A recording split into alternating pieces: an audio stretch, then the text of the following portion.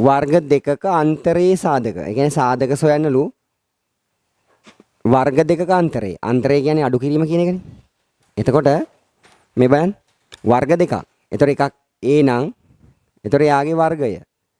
වර්ග දෙකක් හැබැයි. දැන් එකයි තියෙන්නේ. A වර්ගය. එක වර්ගයයි. B වර්ගය.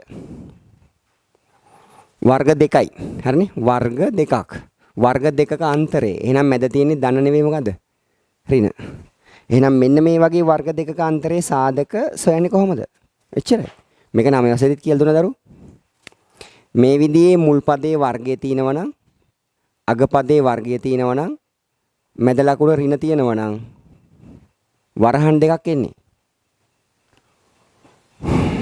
පළවෙනි වරහනේ ලියන්නේ මේගොල්ලන්ගේ වර්ග අයින් කරලා. එතකොට මේකේ වර්ගය නෑ A. ලකුණ ඍණමයි. වර්ගය නෑ B. ඊළඟ වරහනේ ලියන්නේ මේකේ මැද ලකුණ මාරු කරලා. දැන් ඍණ නම් තියෙන්නේ ධන දානවා. එහෙනම් A Aමයි B Bමයි. ඔය තමයි බේසික් එක. ඒ කියන්නේ මුල් පදයේ වර්ගයේ තියෙන අග පදයේ වර්ගයේ තියෙන මැද ලකුණ ඍණ තියෙන මේ විදිහේ ප්‍රකාශනයකට සාධක යොදන්නේ මේවා. A ඍණ B A ධන B. දැන් අපි හිතමු ගානක් මෙහෙම. දැන් මන් දෙනවා x වර්ගයේ ඍණ 4 කියලා. දැන් මේක ලියන්න එපා එතකොට x ඍණ 4 x ධන 4 කියලා. ඇයි මෙතන මුල් පදයේ වර්ගයේ තියෙනවා. මැද ලකුණ ඍණක් තියෙනවා. හැබැයි මේකේ අග පදයේ වර්ගේ නෑ. හැබැයි 4 කියන්නේ අපි දන්න කෙනෙක් වර්ග සංඛ්‍යාවක් නේ 4 කියන්නේ. දෙවරක් දෙක කීයද? 4. එහෙනම් දෙකේ වර්ගය කීයද? 4. එහෙනම් 4 වෙනුවට ලියන වර්ගයක්. ඒ තමයි දෙකේ වර්ගය. වර්ගය. මුල් පදයේ වර්ගයේ තියෙනවා, අග පදයේ වර්ගයේ තියෙනවා, මැද ලකුණ ඍණ තියෙනවා. මුල් පදයේ වර්ගයේ තියෙනවා, අග පදයේ වර්ගයේ තියෙනවා, මැද ලකුණ ඍණ තියෙනවා. එතකොට පළවෙනි වරහන, දෙවෙනි වරහන. පළවෙනි වරහන x ඍණ 2, ඊළඟ වරහන හරිනේ පළවෙනි වරහන මෙයාගේ වර්ග අයින් කරලා ලියනවා. එතකොට x ඍණ 2 ඊළඟ එකේ මේකේ ලකුණ මාරු කරලා ලියනවා. x ධන 2. දෙවෙනි ගාන p වර්ගය ඍණ 121 කිව්වොත් ඉතින් අර වර්ග දෙකක අන්තරයේ සාධක යොදන්න යම් වීජීය ප්‍රකාශනයක් සපුරාලන්න ඕන කාරණා තුනක් තියෙනවා. එක තමයි මුල් පදයේ වර්ගයේ තියෙන්න ඕන කියන එක. දෙක තමයි අග පදයේ වර්ගයේ තියෙන්න ඕන කියන එක. තුන්වෙනි එක තමයි මේ දෙක අතර අන්තරය අඩු කිරීමේ ලකුණ තියෙන්න ඕන. වෙනව තිබුණොත් අපි සාධක යොදන්න බෑ. එහෙනම් මේකේ මුල් පදයේ වර්ගය තියෙනවා. මැද ලකුණ ඍණක් තියෙනවා. 11 වරක් 11 තමයි 121. එහෙනම් 11 වර්ගය කියලා යොදන්නත් පුළුවන්. එහෙනම් දැන් පළවෙනි වරහන, දෙවෙනි වරහන. පළවෙනි වරහන p ඍණ 11, දෙවෙනි වරහන මොකද්ද? p ධන 11.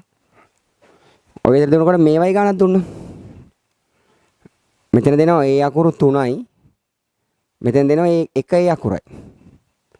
දැන් කොහොමද වර්ග දෙක අතරේ සාධක දාන්නේ? ඒ පුතේ.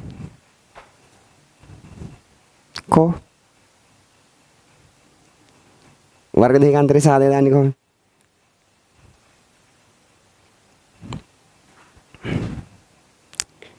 ඒලා 3ක් ඉන්නවා කියන්නේ. ඒ අකුරු කීයද? 3. මෙතන ඒ අකුරු කීයද? 1. ඒතර වර්ග දෙක අතරේ සාධක දාන්න මුල් පදේ වර්ගේ තියෙන්න ඕන. හැබැයි මෙතන ඒ අකුරු 3ක් තියෙනවා. හැබැයි 2යි තියෙන්න ඕන එහෙනම්. එහෙනම් 2යි තියෙන්න ඕන. දෙන්නයි තියෙන්න ඕන. එක්කෙනෙක් අයින් වෙන්න ඕනේ. එහෙනම් මේකේ පේනවද ඔයගොල්ලන්ට මම මුලින්ම කිව්වා මේ පාඩම ඉගෙන ගන්නකොට පළවෙනි මාතෘකාව උනේ මොකද්ද? පොදු සාධක සෙවීම. එහෙනම් ඔන්න දැන් තමයි වැදගත්ම කොටස. ඒ කියන්නේ මොන ප්‍රකාශනයේ දීලා සාධක සොයන්න කිව්වත් මුලින් බලන්න ඒකේ පොදු සාධකයක් තියෙද කියලා. පොදු සාධකයක් තියෙනම් ඒක එළියට ගන්න. පොදු සාධකයක් තියෙනම් ඒක එළියට ගන්න. ඒලා 3 දෙනයි ඒලා 1 දෙනයි. මොකද්ද පොදු සාධකේ? ඒ පොදු සාධකයක් වෙනවා. හරිනේ? දැන් ඉතින් ඉච්චේවල ලිව්වනම් මොකද වෙන්නේ? වර්ග දෙකක අතරේ සාධකය දාන්න පුළුවන්. මෙන්න බලන්න. ඒ අකුරු 3ක්. 3ක් තිබුණු තැනකින් මම ගන්නවා 1ක්. කීයක් ඉතුරුද? 2ක් ඉතුරුයි. ඒ අකුරු 2යි. එකක් තිබුණු තැනකින් ගන්න 1ක්. එක තිබුණු තැන එක ගන්නවා. ඒතර නැත්තේ නෑ කියන්නේ ඒට ඒ වේදුනම එකයි. බිඳුව නෙමෙයි එකයි. ඒතර එක කියලා එනවා. හැබැයි මැද ලකුණ වෙනස් වෙන්නේ නෑ. එයා රිනමයි. ඒ ගත්තම එක එනවා. ඒලා තුන් දෙනෙක්ගෙන් එක්කෙනෙක් ගත්තම දෙන්නෙක් ඉතුරු. දැන් බලන්න. පොල් සාධක එළියට අරන් තියෙනවා. මුල් පදේ වර්ගය තියෙනවා. මැද ලකුණ ඍණ තියෙනවා. එක කියන්නේ කොහොමත් එක්වරක් එකේ වර්ගය තමයිනේ. අන්න.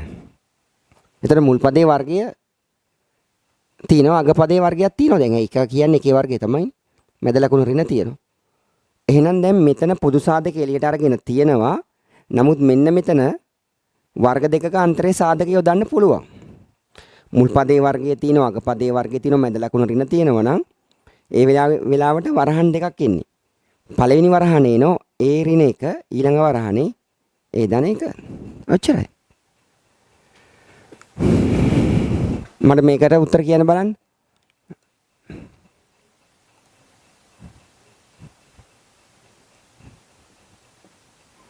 කොහොමද මේක කරන්නේ? මොකද මේකට කරන්නේ පුතේ? මුල් පදේ වර්ගය ලියන්න පුළුවන් ද බලන්නකෝ මේ අග පදේ වර්ගයේ 27 කියන්නේ වර්ග සංඛ්‍යාවක්ද? නෑනේ 5 රපහ 25යි 6 රකයි 36. හරියන්නේ 3යි. මොකද කරන්න ඕන? දැන් අපි 3 වෙනි ගාන කොහොමද හැදුවේ? ඇහෙන්නේ නැහනේ. පොසාදක අරගෙන එහෙනම් මේකෙත් මොකද කරන්න ඕන? මොකද පොසාදකේ? 3. පොසාදකේ 3 එළියට ගන්නවා. එළියට ගත්තාම කවුද ඉතුරුනේ කියන්නේ? 3ට 3 කැපුණාම x වර්ගය 27න් 3ක් අඩු කරලා ලියන්නේ 24යි කියලා 27 3ෙන් බෙදනවා 27 3ෙන් බෙදුවම කීයද 9යි දැන් හරිනේ එළියට ගත්ත පොල් සාධක එහෙමම තියෙනවා මේක ඇතුලේ මුල් පදේ වර්ගයේ තියුණාට අග පදේ වර්ගේ නෑ හැබැයි අපි දන්නෝ 3 වරක් 3 කීයද 9යි ඒ නිසා 3ේ වර්ගය කියලා දැම්මම මෙතෙන්ට එනවා පළවෙනි වරහන දෙවෙනි වරහන. ඇයි? මුල් පදේ වර්ගයේ තියෙන අග පදේ වර්ගයේ තියෙන මැද ලකුණ ඍණ තියෙන මේ වගේ අයට වර්ග දෙකක අන්තරය දාන්න පුළුවන්. අන්න උත්තරේ. ඒතර x ඍණ 3 x ධන 3. ඔච්චරයි. පැහැදිලිනේ? ඕකෙන් ඊට පස්සේ තියෙනවා අගයේ සෙවීමේ ගණන් ටිකක් හදන්න. ඒතකොට වැඩි ඉවරයි. හරි. අපි ගණන් ටික හදන්න ගමු. ගණන් 5 6 7 8 9 කියලා ඉස්සරහට 8ක් ගාලා පුතේ හදලා දාමු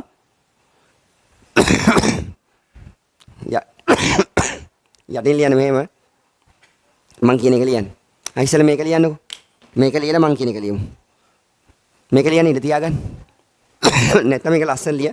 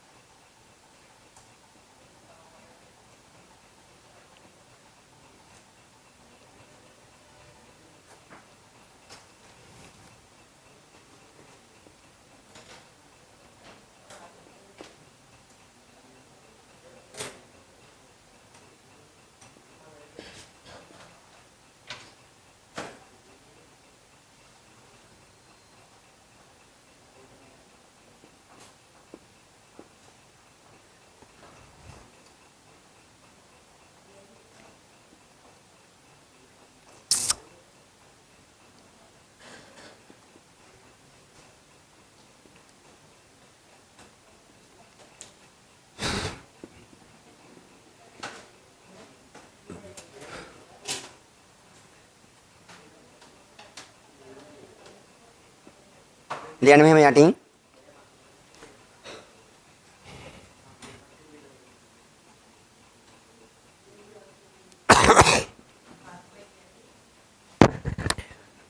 වර්ග දෙකක අන්තරයේ සාධක යෙදීම සඳහා නොට් එක ලියන්න.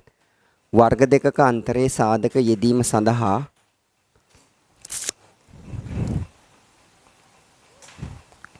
වර්ග දෙකක අන්තරයේ සාධක යෙදීම සඳහා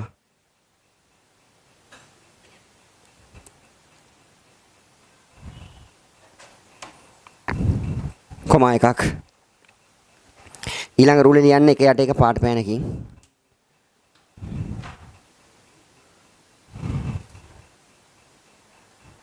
මුල් පදයේ වර්ගය මුල් පදයේ වර්ගය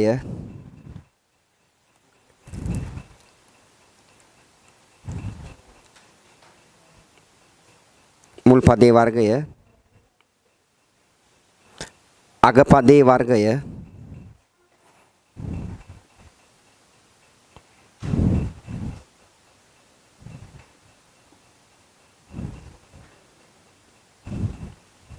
අග පදයේ වර්ගය ඊළඟ එක මම කිව්වා එක යට එක ලියන්න කියලා ඊළඟ එක ලියන්න මැද පදයේ නෑ අග මුල් පදයේ වර්ගය අග පදයේ වර්ගය මැද ලකුණ ඍණ මැද ලකුණ ඍණ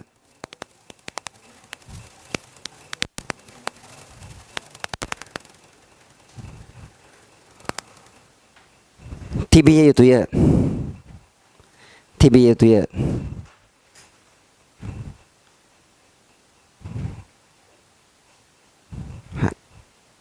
දැන් පුතේ මේක ලස්සනට ලියලා කොටු කරගත්තානේ මේ කලින් ලියුවනේ හරි දැන් ලියන්නේ යටින් පහත සඳහන් ප්‍රශ්නයක් පහත සඳහන් වීදියේ ප්‍රකාශනවල පහත සඳහන් වීදියේ ප්‍රකාශනවල පහත සඳහන් වීදියේ ප්‍රකාශනවල